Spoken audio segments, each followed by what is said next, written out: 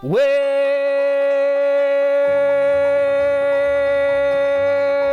to the Tavern Dillard Podcast, y'all guys.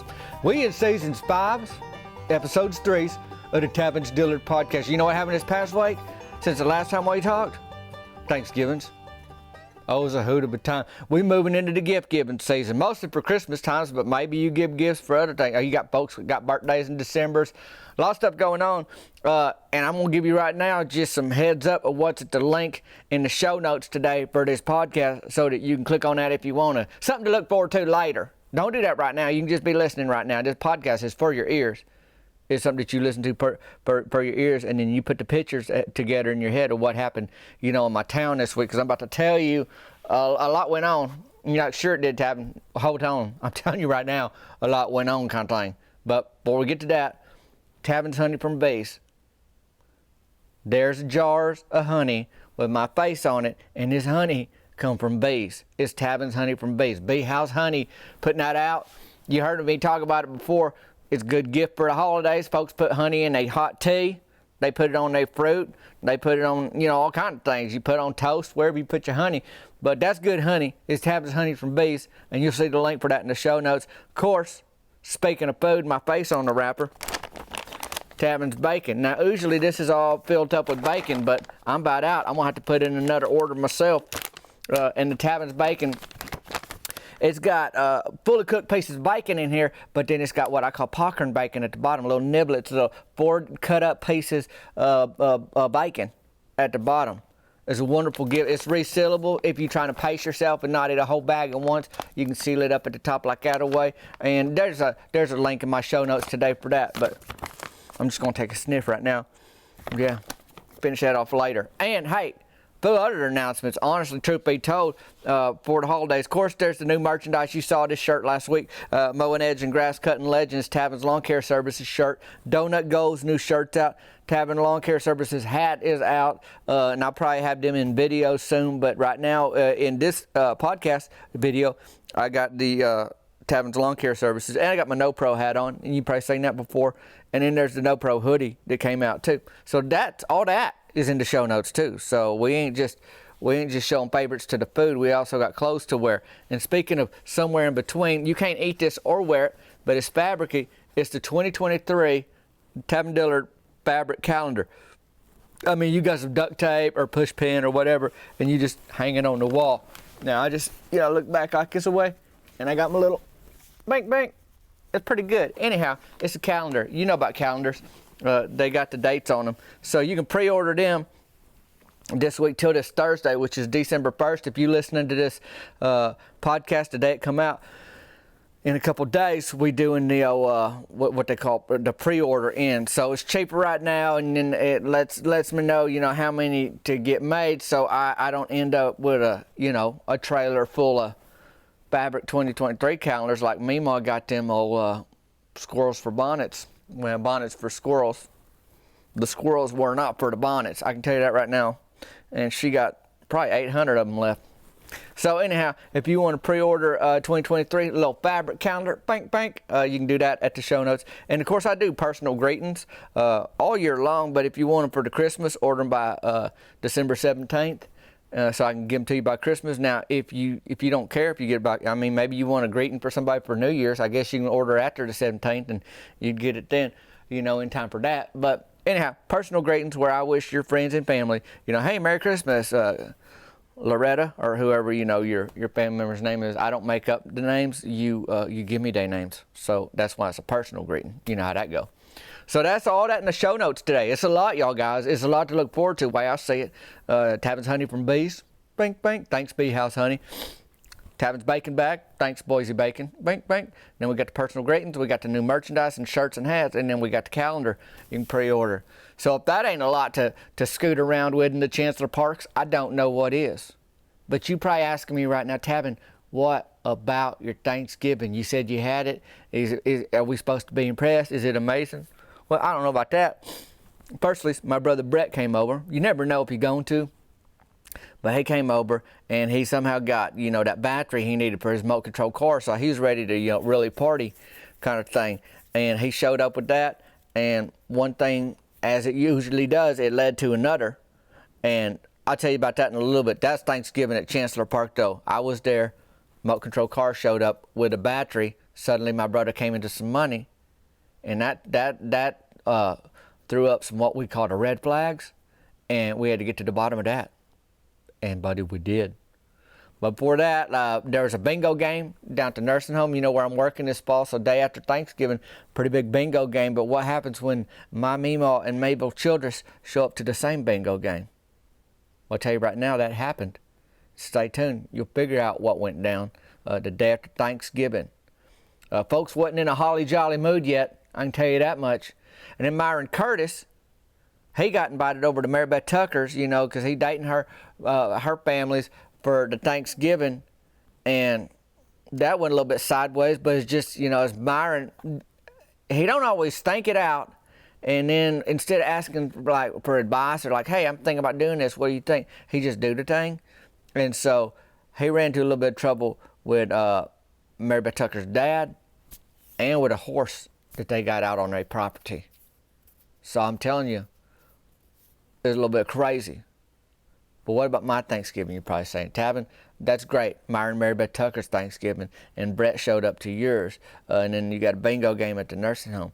But how did your day go for the Thanksgiving, with or without your brother kind of thing? Well, I'll tell you right now, let's start with that. I wasn't with Cricket on Thanksgiving. She was, you know, her family got a big piece of property outside of town, and they was having a big to-do out there.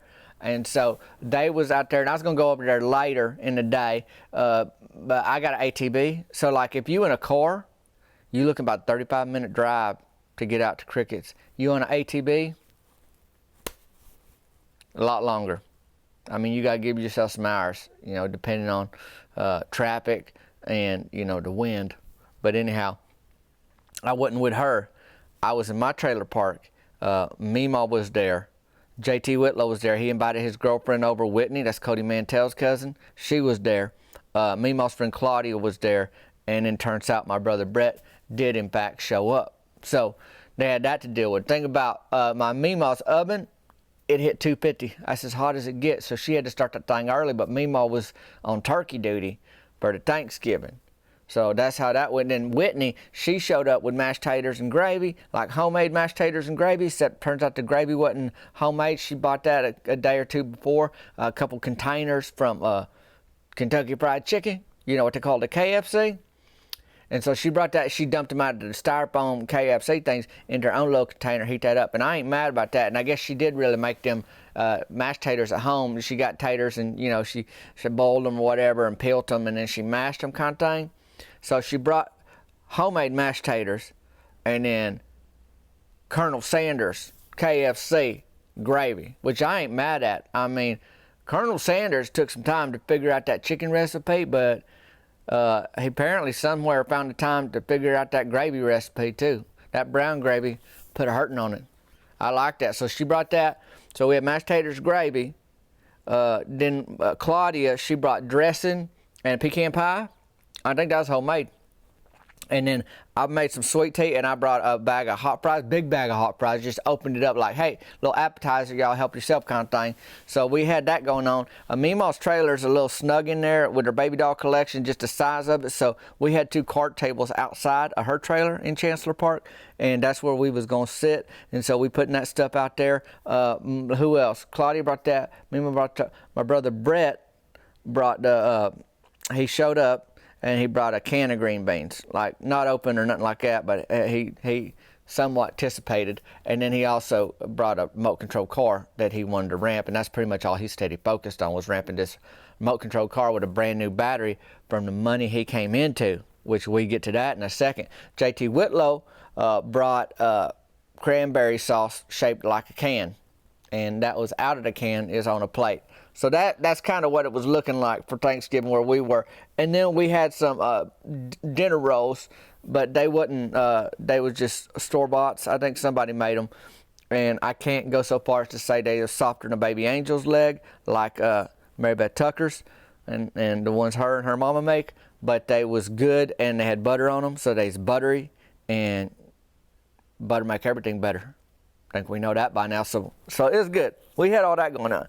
But my brother, he show up. So here we are. We got the table set up. He show up and he looking for a piece. He wants to do a ramp. He goes, where's some plywood and a cinder block? I'm like, well, look around. You'll find it. And sure enough, he did. And he getting ready to ramp. And we talking to him about, hey, how did you come up in this money? You didn't have no battery the other day. You was asking me for money. He goes, oh, I made a trade with Cody Mantell. Now, Cody Mantell, he actually fly a remote control plane. So maybe, I'm thinking maybe this will work because I know Cody's into remote control stuff. So maybe he figured out, that he's going to make whatever my brother Bret traded him was worth this battery that Cody could have likely had because he does remote control stuff. Cody got a plane. Like he crashed it at the softball fields. He also crashed his lower Benny truck in the burger shed parking lot into a light pole. That wasn't remote control. That was just regular truck. And he got a little bit of temper. So, I mean, you do business with Cody, you better do it right because he'll come looking for you. Well, my brother Bret's like, I just traded him some stuff. And I was like, what'd you trade him? He goes, it's like a truck detail kit. Well, don't forget, JT Whitlow's girlfriend's Whitney, and that's Cody Mantell's cousin, and she can basically fact check anything my brother Bret's throwing out of his head about Cody Mantell right now. And she goes, Cody didn't get no truck detail kit from you. And my brother Bret kind of looked like bank, like boy, he got caught. But once you start lying, some folks they just stick to that lie. And he's like, yeah, I did. Gave him a truck, gave him a detailing kit for his truck. He like doubled down on that truck detail kit story. And she goes, did not. She goes, I know you didn't trade him none. He didn't get no detail kit from you. The only thing I heard he got was a baby doll for Daphne. Now Daphne's his little daughter. She's a little girl. She ain't too little, but she ain't too big. She old enough for baby doll kind of thing. And Memaw heard baby doll. And she looked, and then Whitney keep talking. She goes, apparently it's worth a little bit of money. Whitney says this little baby doll got blonde hair, yellow dress, black shoes. And Memaw just immediately, she yelled, Rachel Christine! And she hauled tail into the trailer to look on her baby doll shelf. Sure enough, she come out. She goes, Rachel Christine! You took Rachel Christine! What happened was my brother Bret took one of Memaw's baby dolls, Rachel Christine. It's one of Memaw's favorite ones. And apparently traded it to Cody Mantell so Cody could give it to his daughter so that my brother Bret could get a battery for his remote control car that he wants to ramp here in the trailer park on Thanksgiving Day. Well, that plan has just gone super sideways.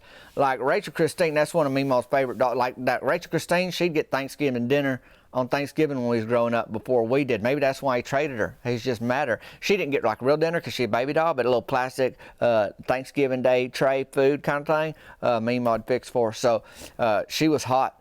Memaw's like, you gonna go get that right now kind of thing. And like if basically like she sees like one of her babies got kidnapped. That's how Memaw's acting right now. And if you staring face to face with the kidnapper, I mean, you want some justice kind of thing.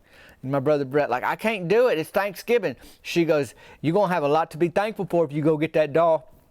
Basically saying if you don't, you're going to have a lot to be sorry for kind of thing.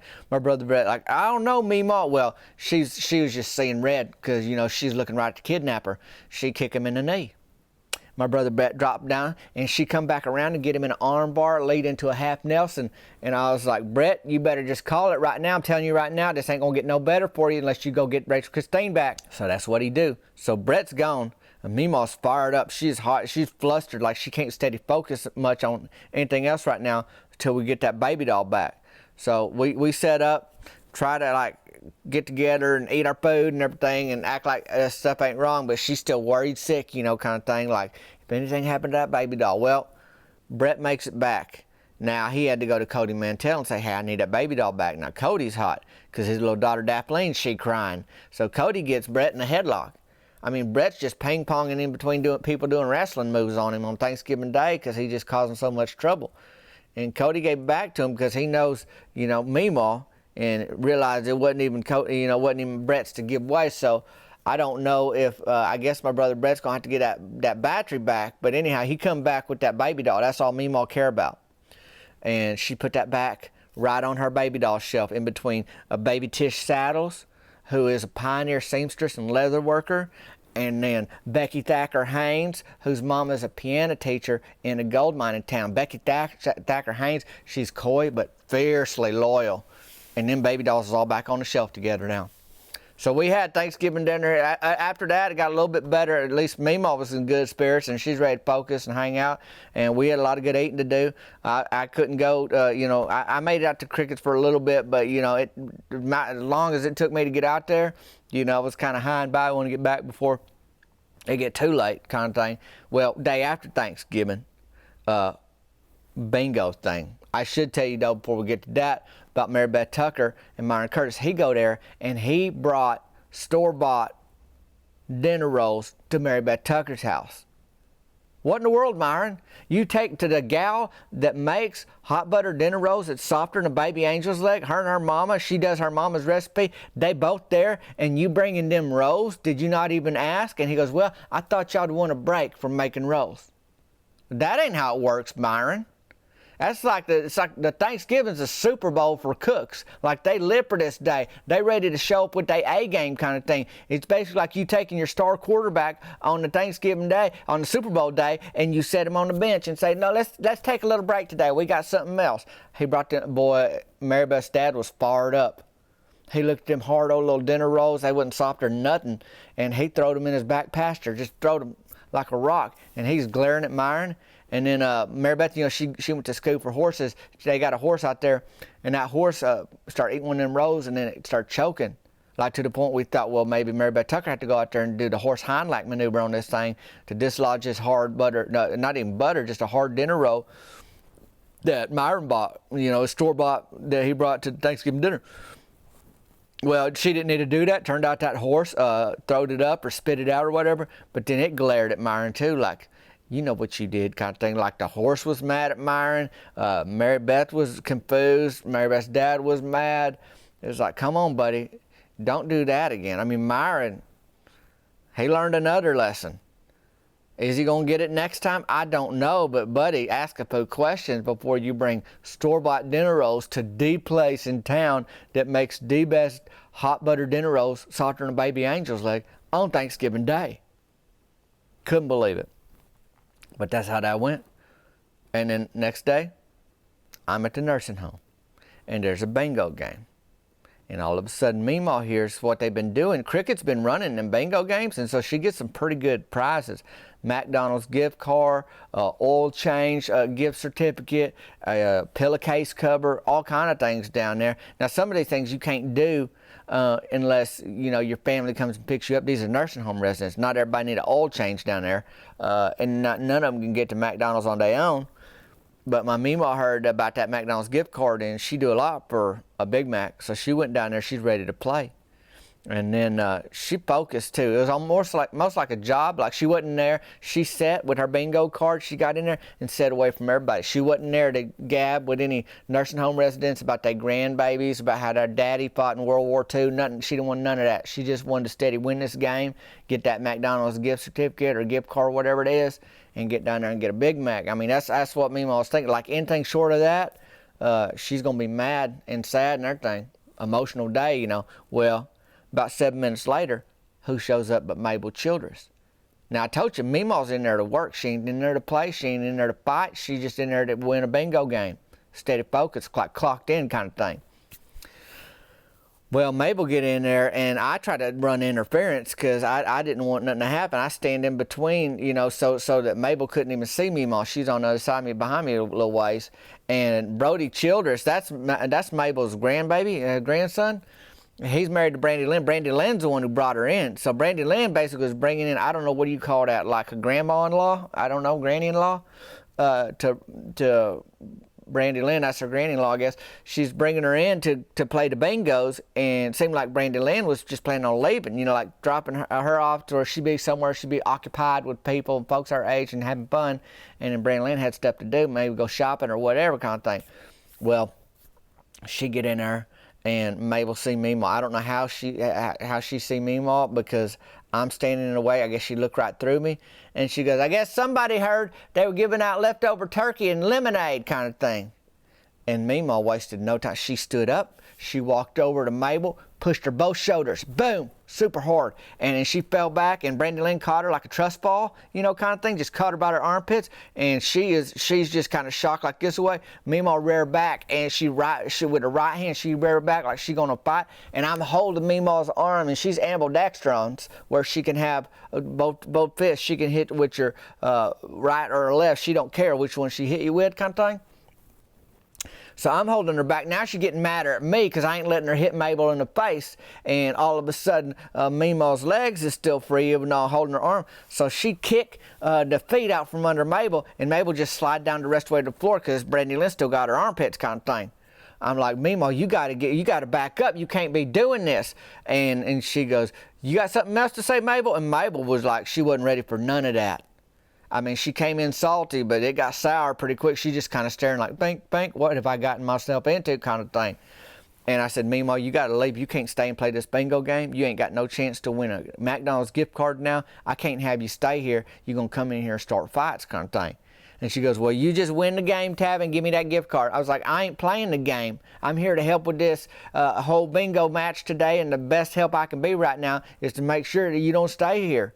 I mean, she got a lot of flexibility in that flannel moo-moo, her fall moo-moo. I mean, she had the arm back, the leg out, man. She kicking, you know, she did all that stuff, you know, in a matter of 24 seconds. And now she just kind of trying to, you know, come down off that thing, decompress, as they say. And I said, Memaw, you got to leave. And she had her 91 Buick Regal, and she drove herself to the nursing home.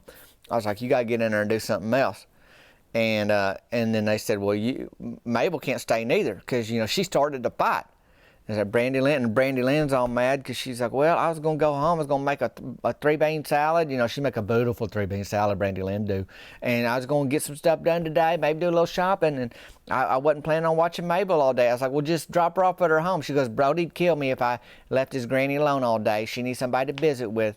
And I was like, okay. So I thought real quick. I was like, Memaw, you driving Mabel home. She getting in your 91 Buick Regal. You taking her.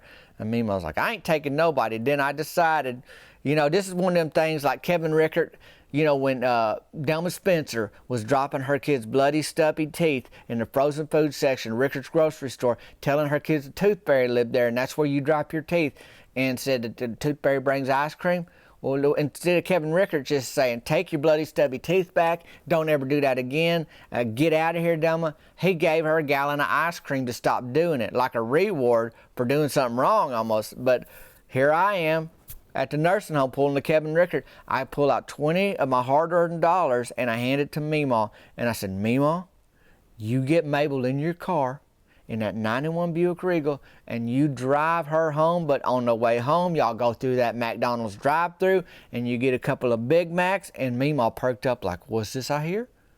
Like, all of a sudden, she would have finished that fight in the parking lot, pretty sure, but when she heard Big Mac, everything changed. Like, get on in the car, Mabel, and they was going to go through there and whatever, so I guess crisis averted. I'm out $20, but I ain't breaking up a fist fight between my Memaw and Mabel Childress at the nursing home mess hall bingo game. So I guess that worked out all right, kind of thing. Doreen Fundle in the middle of all this was spraying silly string on everybody on the way out, so Mabel and Memaw had to like pull that off of them in the middle of the chaos. You know, Doreen can't not be doing nothing, and then Dewey Morton, he ended up stealing Memaw's bingo card anyway, so there was a circus down there, and that was it. They was done. Out of there. Cricket wasn't even working that day. The day after they went to Branson, I told her bring me back a keychain. I told her I was just kidding. But she went up there to do a little bit of that. And that's how that went. The whole thing was just like one thing led to another, led to another, led to another. And now we just looking ahead. Memaw's wanting to throw a Christmas party. Don't ask me. For a lady who's not so social anymore, throwing a party is like pretty social the way I see it. We'll see how that goes. But it's a crazy week in town. We had a good Thanksgiving. The bingo game went fine. I don't know who won, but I just know no more fights broke out because I was taken out of it a little bit, as you can imagine, after all that going on with Mabel and Memaw. But it's good. Hey, Had a little bit of leftovers in the trailer park. Too much of that cranberry sauce that JT Whitlow brought. I don't know why he didn't just take it back across the trailer, park over to his trailer. But there were some good leftovers too. We'll just put it that way. And Mary Beth Tucker ended up making some hot buttered dinner rolls softer than a baby angel's leg. Her and her mama both. And Myron dropped a few of those off. He's learning to share the love. Nobody wanted them ones he brought from the store. Not even that horse. But you in big trouble. You kill a horse with a roll. I mean, I don't know a lot about that kind of stuff, like horse crimeology, but I bet you in big trouble, especially with Mary Beth's family. But he didn't have to worry about that. It all worked out for him. So busy week ahead, busy December's just coming up. I mean, if you listen to this on Tuesday, it ain't quite December's yet, but we almost there. We heading into it. You can check the show notes for all the fun we got going on. Tavin's Honey from Bees, Tavin's Bacon Bag, the 2023 pre-order of the Tavin Fabric Calendar, all the new merch, Tavin's Lawn Care Services shirt, mowing, edging, grass cutting legend. And then, of course, my phone number's down there, 501-322-6249. You can send me a text message. I try to respond to them often. And then you can email me, tavindillard@gmail.com. But I'll tell you one thing right now. If you ain't had your baby doll, Rachel Christine, gone missing this week, and you had to send out a little search party, or your grandson, in Memaw's case, to go find him, or almost got in a fight at the bingo mess hall, nursing home bingo match, you having a pretty good week. I'm Tavin Dillard. This is the Tavin Dillard Podcast. Till next time, y'all guys. We'll see you later.